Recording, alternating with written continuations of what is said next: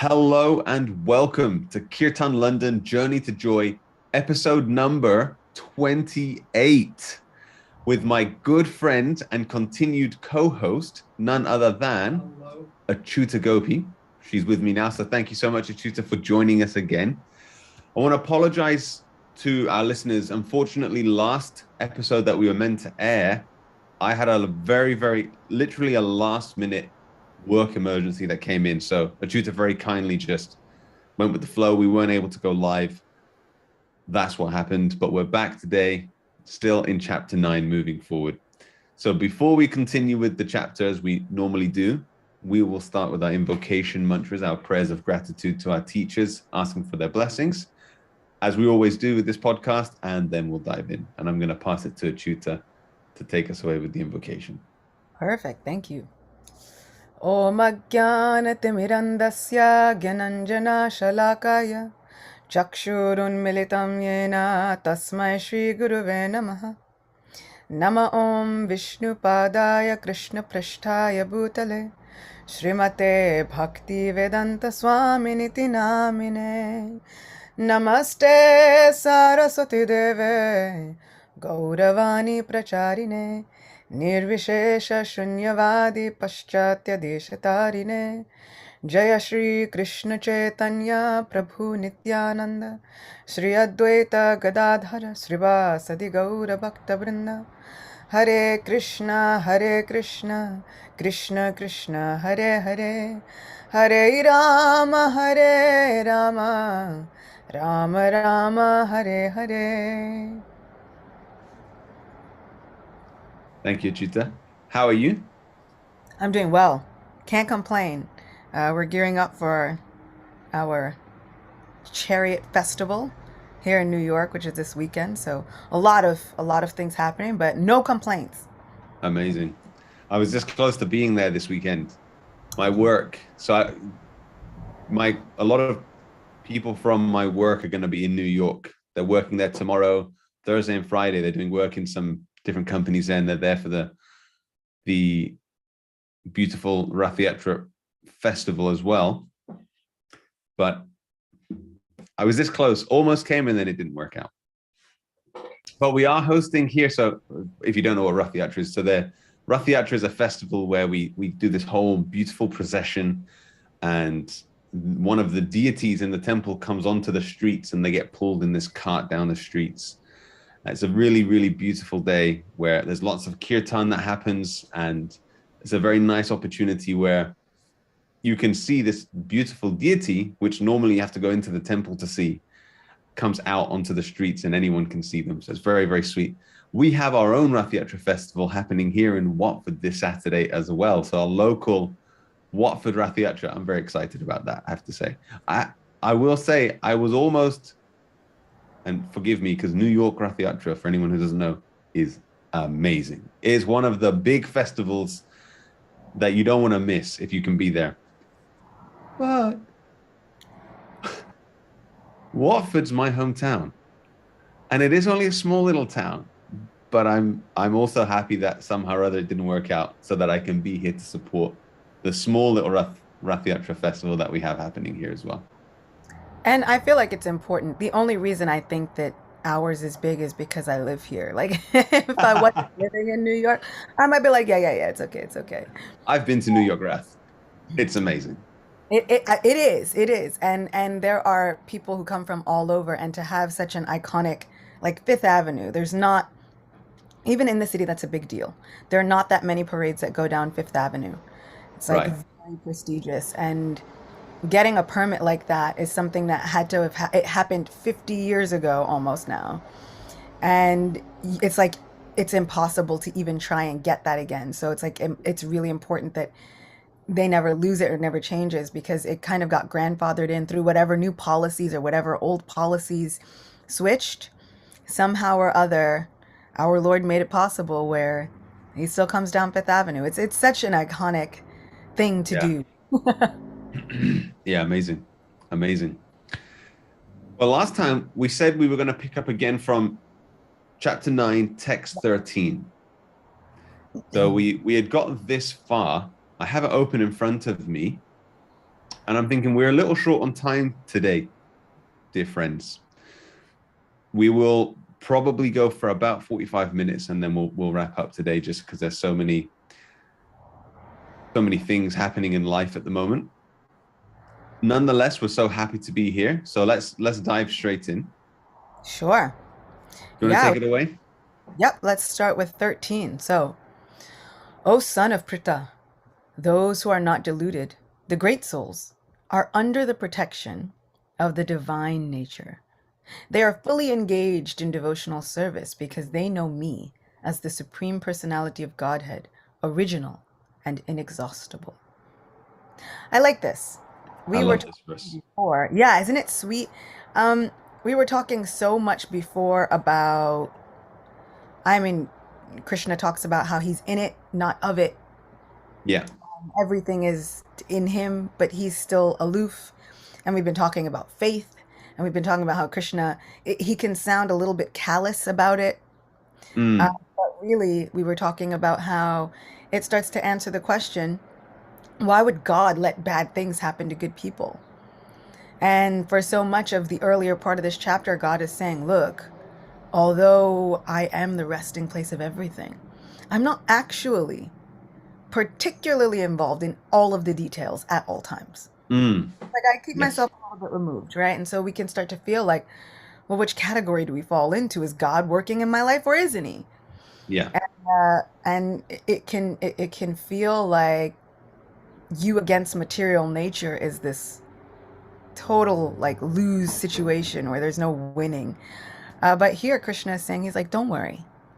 The people who are my people, who know me, who've even gotten the chance to know that I am the supreme, inexhaustible, original personality of Godhead, they come under the care of my divine nature, which means I start taking a very active role in the details of their life. And yeah. I love that point. I love the recap as well, addressing why do bad things happen to good people. There are so many questions. It's interesting hearing you talk this through. My reflection is there are so many what appear to be unanswerable questions that you often hear people say in relation to religion. This is a big one of those questions. Why do bad things happen to good people? And what's most people asking this question are not familiar with Vedic philosophy, with the philosophy of Bhakti Yoga, because the answers are all there. And it's it's actually very simple when you understand it, and it makes a lot of sense. So that's one thing, beautiful recap of how this verse is starting to play in as well. And then this verse is so sweet because it's speaking to that direct involvement from God in our little lives. That can happen. And I don't want to, there have been times where I feel a lot more connected, and you feel it. And I don't think it's just me. It's not me saying that as being big-headed. I know many people would say that when you are making that effort to connect with divinity, that you feel that energy manifesting in your life, you see those synchronicities, you feel the beauty of that almost, protection, like the word being used here, happening in your life. And it's really quite something. I've told myself in the past, I would be nothing but ungrateful if I denied the involvement of divine energy in my life. Yeah. And I think I even mentioned this one time before. I was having a conversation with someone, and they said, what have you gotten from Krishna? Like, why are you worshiping Krishna? What have you even gotten? I said, I see miracles every day. I wake up, I'm still breathing, my lungs are working as well as they work. There's blood in my veins, all those things. And they said, well, I don't believe that you got that from Krishna. That's nature's doing that. And I was thinking, I was like, but how do I know that that's not mercy? How do I know that my battle with nature was not supposed to end the night before? How do I know I wasn't supposed to get this extra day? And so, like you said, I would be just an ingrate if I denied the active role that I know, that I feel that my supreme person is playing in my life. Mm, Even though things are rough, where is it not? Who is it that is exempt from all and any reversals or trials or tribulations? There yeah, is literally no one. exactly. This is, I see it in my own life that when I'm going through a period of I'm disconnected from Krishna and I'm chasing and I'm trying to be happy and I'm doing all these things, I might be watching more Netflix than usual, or I might be trying to hang out with my friends way more, or I might be whatever it might be. I, I don't do so many crazy, I don't drink, I don't smoke, I don't go party, I don't do so many things like this, but I have my ways of trying to just enjoy, Mm-hmm. my ways of just trying to enjoy. I tend to find that leads me toward, it doesn't make me happy. It actually, and I really noticed it. In fact, it starts to make me feel apathetic, starts to make me feel a little bit pointless. And it might be because I know a bit too much as well. That might play, and I'm not, you know how they say, ignorance is bliss. I'm not quite ignorant enough. Yeah, you took the pill. Yeah, I took the pill already, so I know a little bit too much. But I see the opposite is true as well. That when I'm actually somehow or other trying, I feel this first. There's an upliftment to the energy of my life that's so tangible. And here, this is what Krishna is saying. I mean, actually, if I were to break this verse down, I don't necessarily think he's talking about me, because he's saying these great souls. He talks about these Mahatmas, those who are not deluded. I put myself in the bracket of that person who is still deluded. But I would say that I've tasted this. I've had glimpses and tastes of it, where I am really trying hard to dedicate my energy and to connect and to offer myself in service, that you come under this protection. And so even just from a selfish perspective, I feel uplifted, I feel good, I feel happy, connected, and it's very tangible for me. Yeah, even looking at it in terms of a relationship of reciprocation between us and the supreme person, you're saying, I don't necessarily know if I put myself in that category, because he's talking about Mahatmas, great souls, right? People who have done the work. And you're like, I know my stuff already. Like, I know all my hangups. I know my illusions. I know, it's like, to put the colloquial term, I know my Maya, Yeah. I know my own illusions. And I was thinking, funny though, Krishna doesn't take that into account. He doesn't Mm, take that into account before giving his mercy. What he sees is, he's like, oh, this person even thought about turning their face toward me. They thought about surrender. I'm right there. beautiful. He's not playing games. He's not playing hard to get. He's not doing any of these things. The minute we even think about it, his reciprocation is immediate and more vast than we could have ever imagined. And so sometimes when we're thinking, yeah, but then, then why are bad things still happening to me? And I'm like, we have no idea how big our reactions were supposed to be. We've been jerks for a long time, and we are very good at not taking responsibility for that and not even acknowledging the accountability for it. Right? Krishna even starts as those who are not deluded. We've been deluded for a really long time. And who knows the things that we've said about the Supreme Person in whatever life or whatever existence? Who knows what part we've played? And yet and still, our Supreme Friend looks at that soul and says, oh, but now they're here now. That's all that matters. He's not holding a grudge. He's not thinking, oh, so many births both you and I have taken. I can remember them all. You can't. So I remember all the jerky things you said about me.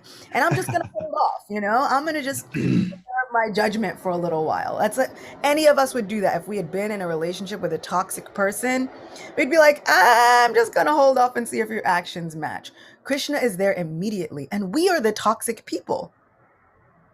We're the ones who are toxic in this relationship, and Krishna doesn't take any of that into consideration. All he sees is that soul is my friend. This is so, yeah, makes me feel a little guilty. But at the same time, it's extremely beautiful. That for me is the good kind of guilt. There's a certain shame that can come with like, well, I'm not at that level, so why would Krishna protect me? And when I flip it around the other way, that's a good kind of, it's the guilt that makes me want to motivate myself to be better because I care. Right. Yeah, because it's the kind of guilt that makes me care. It's not a guilt based on I'm so crap, but it's a guilt based on Krishna's so amazing. Yeah. Yeah. And I want to be worthy of that amazing mercy. Because he's giving it anyway. That's the definition of mercy. It's causeless. Whatever we're doing cannot equal up to what Krishna is giving. It is causeless. We don't have the qualification. We definitely haven't put in the effort in this relationship, but Krishna is giving it. And so now I feel like I'm like, that's my job, is just to try and make myself worthy. Well, how do we do that? Right? Right? Right? I feel like that's the crux of what Krishna is getting at. You know, he's like, I'll tell you something. I've been given a lot. None of you are worthy. And I feel like Arjuna is going to be like, well, how do we get worthy? And then he starts telling the process of devotional service. He's like, they do this, they do this, they do this, they surrender, they give all this stuff. He starts giving the formula for how we can be worthy. Because that was my genuine question. I didn't think about the future verses, but this is exactly what Krishna goes into. Yeah. Yeah. It when you get those moments and it all clicks, you're like, Krishna consciousness is real. Yeah. It's happened. It's so funny because I've had that moment countless times in my life where you really hits deep and you say, wow, this is real. This is real. And somehow or other, still, you can forget and you start to think, yeah, I'm just going to watch Netflix. Right. I was talking on a podcast earlier this morning, and one of my friends on the podcast was saying, you know, they had like a thyroid issue and they were taking medication and they felt better. And then they stopped taking the medication and it caused them to like pass out on a plane. Like they literally fainted in the aisle, whole big thing. And they went to the doctor. The doctor was like, why did you stop taking the medicine? They're like, I thought I felt good. And they're like, no, you have to take this medicine. Like you can't just cut that off and stop. And that's us. We start to take the medicine, the spiritual medicine, and then we feel better. And then we're like, I'm cured. I'm fixed. It's fine. I can just go back to whatever I was doing, you know? It's fine. And then we have a spiritual crisis or a crisis of faith or a crisis of life, and we essentially pass out in the aisle. And then we go back to our spiritual doctors and they're like, what made you stop taking this medicine? Like Srila Prabhupada would often say, his disciples would ask him, they'd say, Swamiji, why is this material world so harsh? And he's like, actually, Krishna's mercy is always there. The problem is that you do not have a healthy respect and fear of material nature. Interesting. Ooh, interesting. And he would always say, if we really understood how precarious our situation was, we wouldn't think, oh, I'm cured. It's fine. I can chill out now. I can coast. If we really understood, it's like, you know, if you're paddling on a boat and you don't know how to swim, you're really on guard. It's always in the back of your mind, like nothing can happen because I can't fall in this water because I can't save myself. And so Srila Prabhupada was always saying, if we had a really healthy fear and a healthy respect for how much larger material nature and her reign is than we are, yeah, we wouldn't coast as much. Just before we move on to this next verse, I wanted to pick up on something you were saying. but it's totally slipped my mind. I totally had this train of thought, but then No, you continued into a slightly different point that was equally as interesting. yeah, it's like us taking our medicine, us thinking we're feeling better, us because I feel like there was something right around that. It might have been, oh, let me have a quick look at the verse again. Yeah, it'll come back. Anyway, it had something to do with this whole, oh, yes, it's come back to me. Thank Krishna. Krishna's kind. See? He allowed me to remember. That's right. So, it's an interesting point. And I feel like what I'm going to say could be perceived, not really, as controversial, but not really. I feel as though anyone who's experienced this can relate to this. It might just be difficult to relate to, but it's this idea that suffering is not always bad. And actually suffering can be very good, depending on how we respond to it. And in my life, the times where I've taken the medicine, desperately taken the medicine, like you were giving in your analogy, is when I've suffered most. And then I start to feel some reprieve, and I start to feel a little healthier and happier because I'm taking the medicine. And then slowly I slip back into my habits pre-suffering because I'm not suffering so much anymore. Then my inherent nature starts to slip back in. It's a little lazier, a little more inclined to chilling out, a little less inclined to do the daily practice that I'd committed to, etc., etc. And there are some really beautiful prayers in what you might call, this isn't what it is, but you might consider it the sequel to the Bhagavad Gita. Yeah. Which is the in-depth bhakti literature, the literature of love and devotion toward God, called the Srimad Bhagavatam. And within that large text, there are some very beautiful prayers by Queen Kunti, a queen within this story. And she's actually Arjuna's mother. Yeah, Arjuna's mother, exactly. Thank you. And she's offering these prayers, and over this Bhagavad Gita is spoken in the middle of the Mahabharata. And the Mahabharata, if you know the story, is a tale of woe in many ways. It's really a sad story in many ways. There's a lot of pain, anguish, and suffering. And she's praying to Krishna right at the end. Once this battle, so 18 days after this conversation takes place, because this conversation with Krishna and Arjuna takes place at the beginning of the battle, just before it starts. And the battle lasts for 18 days. And then at the end, once almost all the warriors have perished, have been killed, the Pandavas emerge successful, but they've lost so many. They've lost so many people, family, friends, relatives. And Kunti is praying to Krishna at the end, after this battle. And in her prayer, she says, she somewhat maps out all the different traumatic experiences that have happened in her life. Yeah. But then she says, I pray for these to happen again and again and again, because it caused me to turn to you, to think of you, to pray to you over and over again. And there's nothing more that I need or want in my life than to think of you. And if these calamities make me think of you, then I invite, please, calamity after calamity after calamity.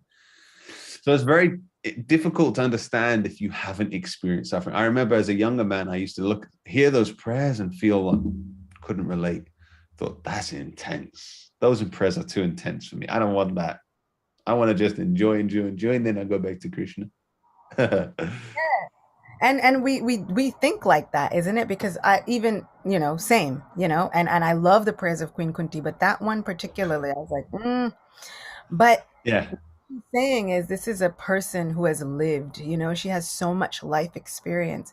And when you were talking about it, I was thinking it does bring up the difference between pain and suffering. Right. There's that famous quote, the pain is inevitable, the suffering is optional. Yeah, when we think about it, the pain is going to come. There are going to be painful, uncomfortable situations in life. What did we do about it? That part is up to us. Fully. That part is on us to really see, what did we do about it? Did we fix it? Did we take the moment to surrender to Krishna or turn to Krishna? And this is what Kunti is saying. She's like, fine, then let them come again and again. Because every time I prayed to you, through those prayers, one, you saved us, and two, I saw you face to face. So there are so many people, and they're like, oh, I want to see God face to face. Let him prove to me that he's here. Okay. Find your suffering. You want to see God face to face? Go find your suffering. Find those places where you're suffering and hurting. And in those moments of surrender, you see God face to face. It's a nice elaboration on that. I love that.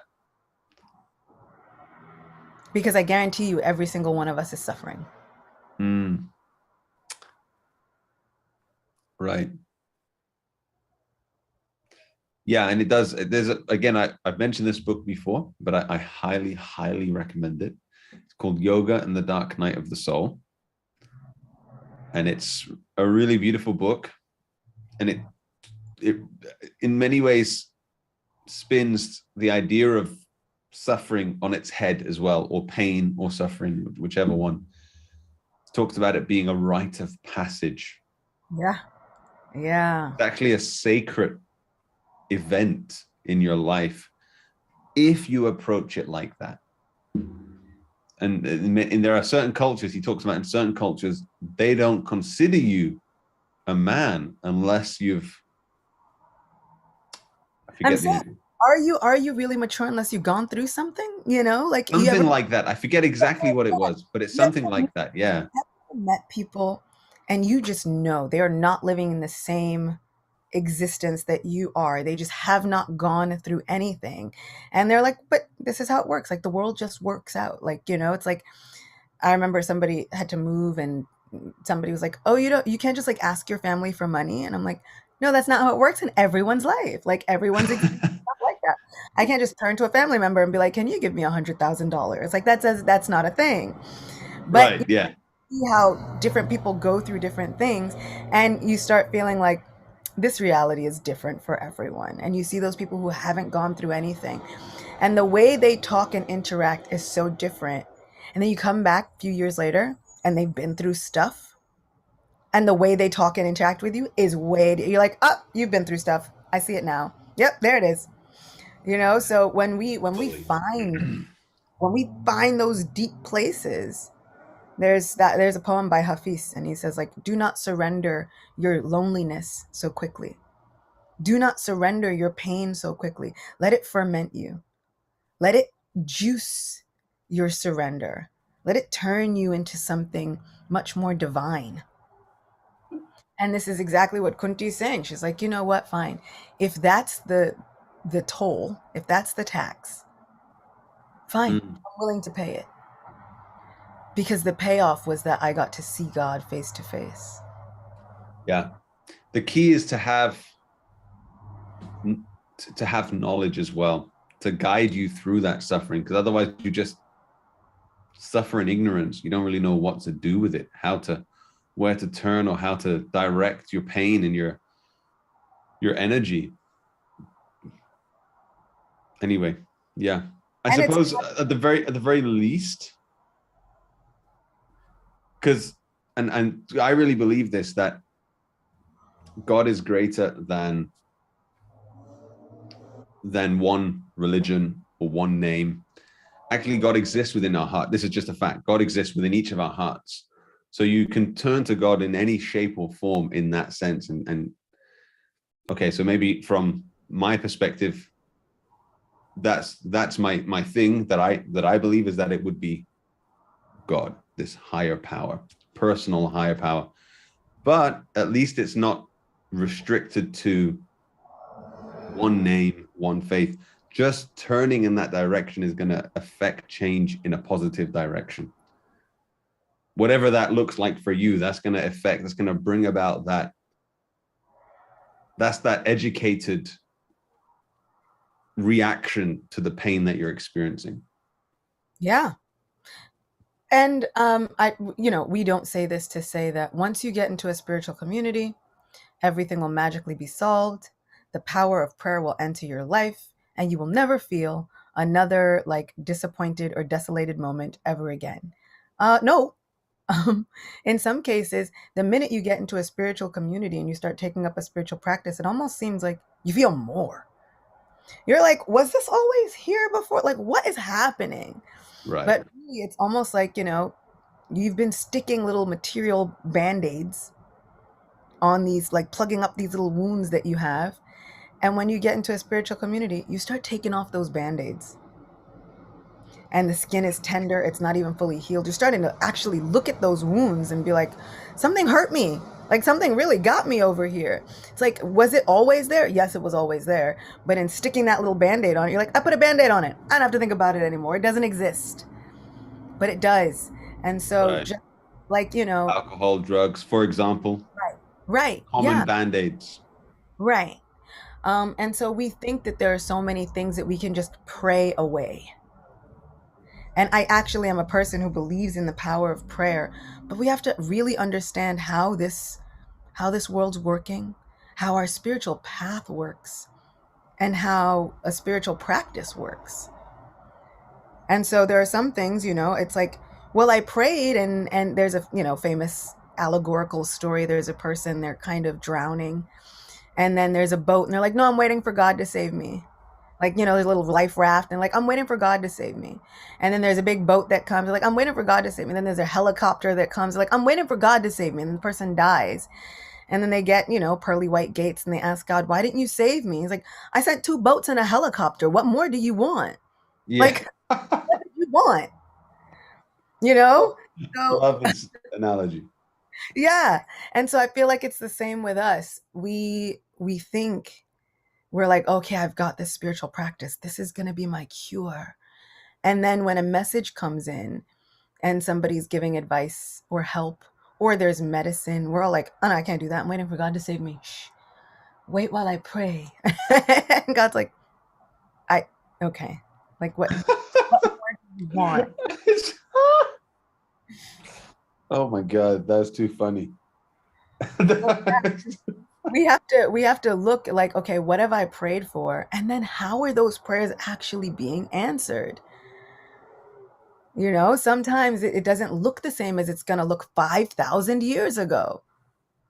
Yeah. I've had people come and tell me that they've been in spiritual communities where they were unable to have children, and then they wanted to do like IVF treatments for fertility, and the people around them told them, oh no, that's not Vedic. Like that's just illusion. And I'm like, what?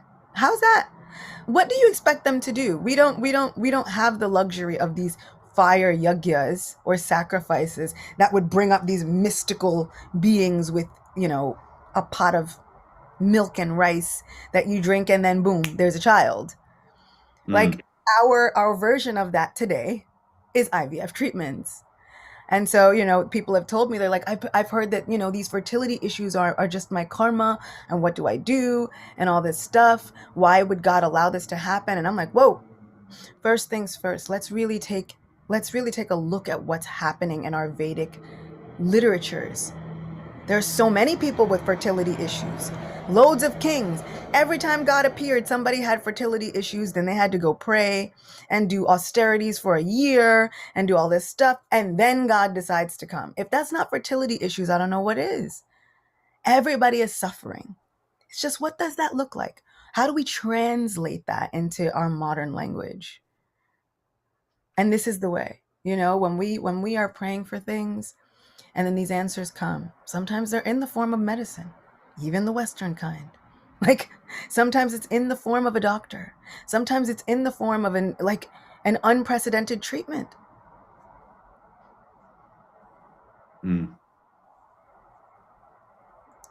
Yeah. And sometimes it's obvious, sometimes it's not so. Yeah. I'm thinking of an obvious example of my dad, but because you said where an unexpected extreme treatment took place. It actually happened to my dad when he was a kid. He broke his arm, fell out of a tree, his bone was protruding from his arm, and the likelihood he was meant to lose the arm.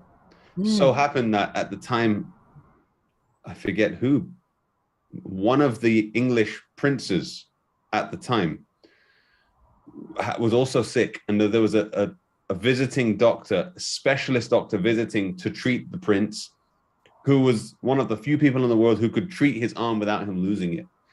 And he took on that job almost as an act of kindness.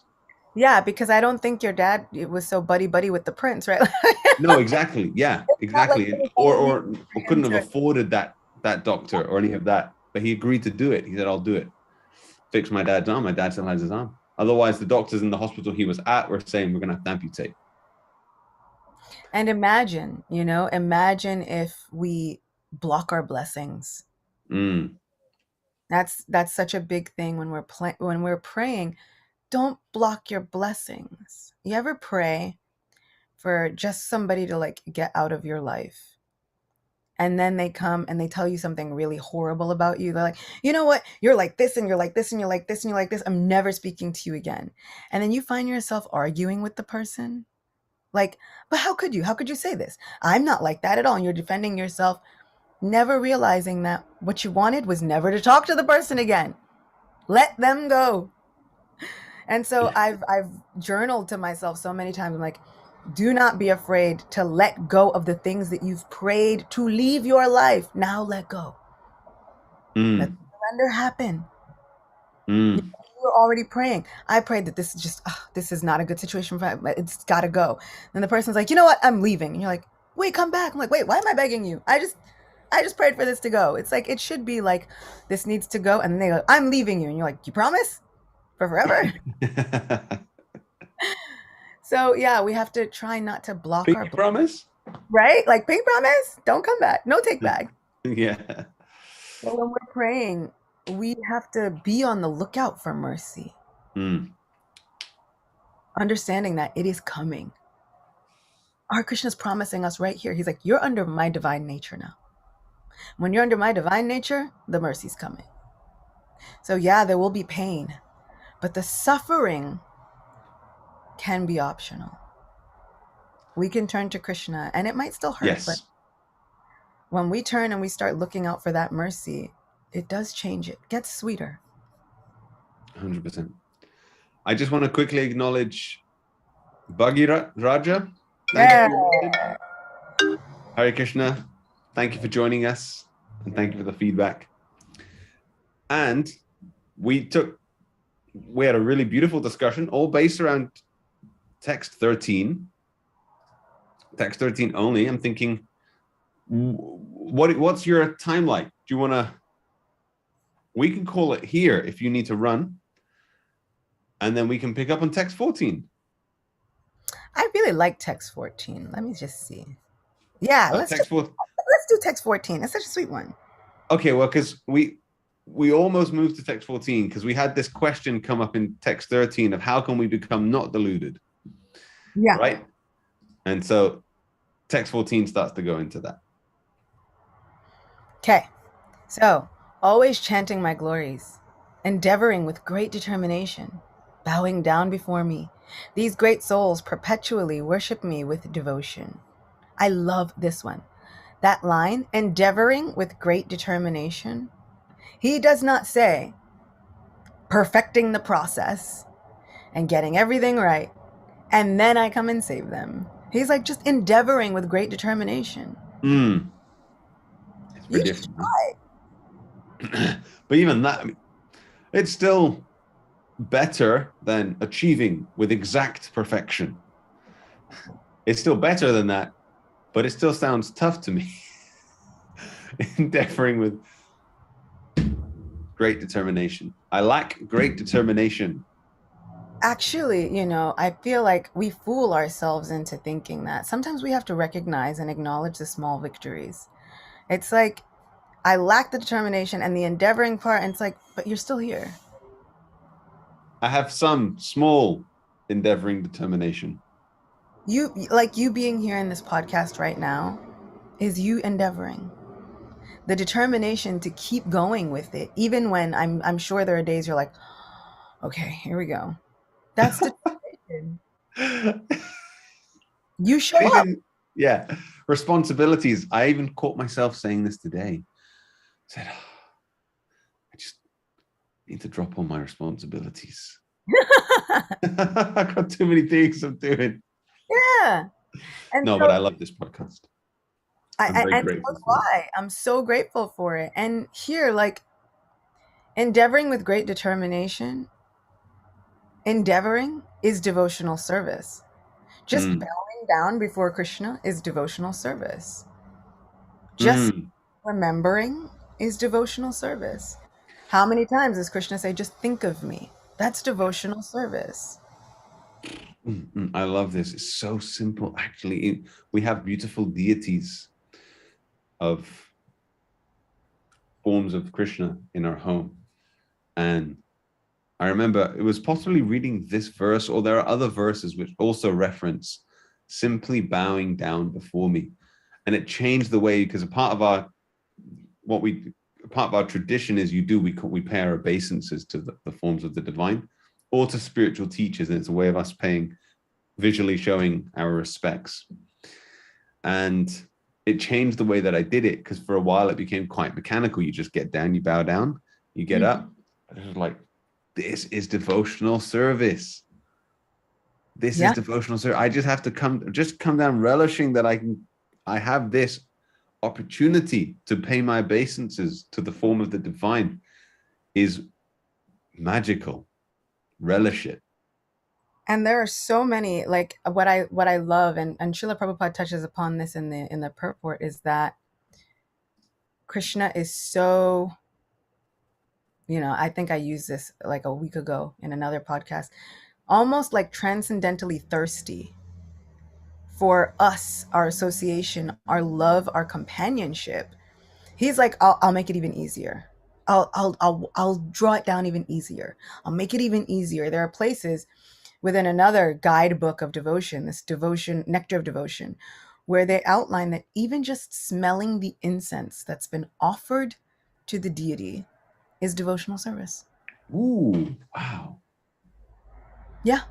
There are like 36 different limbs of devotional service that they outline, and some of them are just as simple as smelling the flower that's offered to the deity, smelling the incense. And then we hear of great saints whose lives have been changed just by smelling that incense.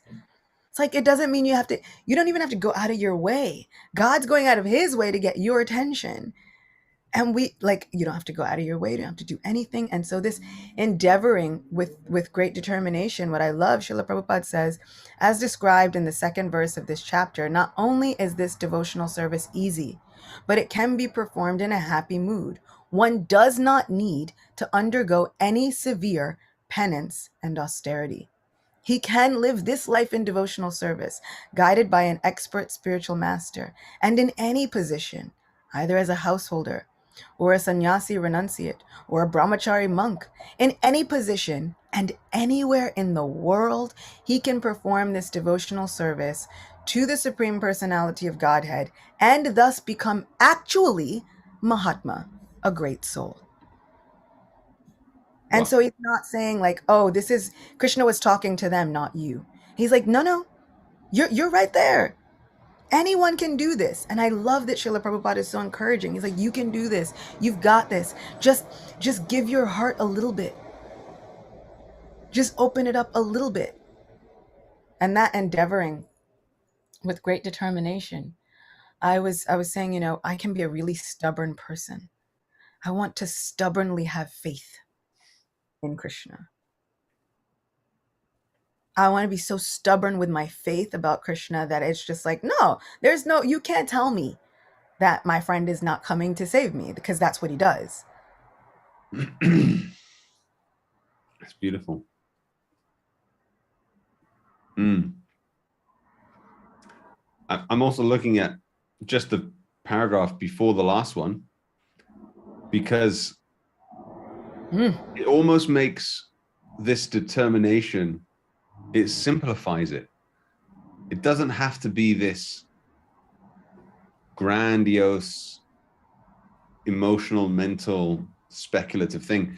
So that it just says in devotional service, there are certain activities which are called determined, such as fasting on certain days, like the 11th day of the moon or Ekadasi, and on the appearance day of the Lord. All these rules and regulations are offered by the great acharyas for those who are actually interested in getting admission into the association of the Supreme Personality of Godhead in the transcendental world. The Mahatmas, or great souls, strictly observe all these rules and regulations, and therefore they are sure to achieve the desired result. So this determination, it's feels like it's simplified a little bit there. It's just, there are these simple things that you can try to And do. it gets even simpler because if I always had this question when people talk about different missionaries and they're like, oh, if you don't know about my God, sorry, you're going to hell for eternity. And Yeah. I'm like, what about the person over there in like Nepal or some little village and they had no chance to even know about your God. And they're like, Yeah. fine, hell for eternity. And here, you have these fasting days, you have these things. And what I love is when you really get into bhakti, even if you perform them unknowingly, You the get the results same benefit. are all the same. Yeah. Krishna does not say, you have to know me, this, you have to do this, you must be this, even if knowingly or unknowingly, even if you just smell it, but in passing, which is so amazing about this cart festival that we're about to have, because there are big, big chariots and there's incense being offered on all of them to these deities. And then they waft through the streets of New York, and everyone who has even smelled it or seen it or smiled, even at Krishna devotees as they pass, has performed devotional service. And Krishna does not say, well, because you weren't identifying as a devotee, I don't accept it. He's so eager, he accepts it and gives the benefit anyway. Beautiful. It really is beautiful. Always chanting my glories. That's almost the first line of the sentence, or the first few words. Always chanting my glories. This is the key. The great souls, this is the symptom of a great soul, because he talks about how you can't fake being a great soul. But this is the symptom of a great soul that you want to understand when you're evaluating, assessing a person. Are they always chanting the glories of the Lord? Whether that's in Kirtan, so it can be singing in Kirtan the holy names, or it might be talking and discussing and sharing and relishing in the topics about Krishna or his devotees, his pastimes and his glories. So simple, actually. And it could even be as simple as, somebody who has a habit of saying, God save me today. I kind of like, for a long time, when people would say, have a good day, I'd say, have a blessed day. And then people would respond, oh my God, you too, have such a blessed day. That's enough. It's enough. Right? And so sometimes we can complicate it. But like you said, God is so much bigger than any of the boxes we can put him in. God was so non-sectarian. It is not about simply calling God Krishna. It is about turning to the Supreme Person. That's what it's about. Yeah, he's like, anywhere, in any position. Doesn't matter who you are, doesn't matter, Christian, Muslim, does not matter. Yeah. Even if your idea of the Supreme Person is the universe, I bet you Krishna will find a way to reciprocate. Yes, absolutely. Well, Acyuta, I'm aware that so many things are happening today. Unless there was anything else you were thinking, should we pause it here at 9:13 and 9:14? We pick up our next episode, 9:15. Yeah, sounds good to me. And I think, I feel like whenever I have these conversations with you, some of these things stay with me. And I feel like this is going to be a verse that I'm just going to read a couple of more times today. Just let it be with me, let me remember. Yeah. It's a beautiful verse. I feel the same way. I'd like to sit with it a little longer as well. Yeah. So nice. It's so nice. Dear listeners, another little shout out to Bhagirat Raj. Thank you. Well pronounced, he said on his name. Great success. And Viraha Bhavdasi, every word love. Thank you so much. Love back to you. We look forward to being with you again in 2 weeks' time, where we'll continue trying to unpack the beautiful Bhagavad Gita. But until then, all of our love, and we'll see you next time.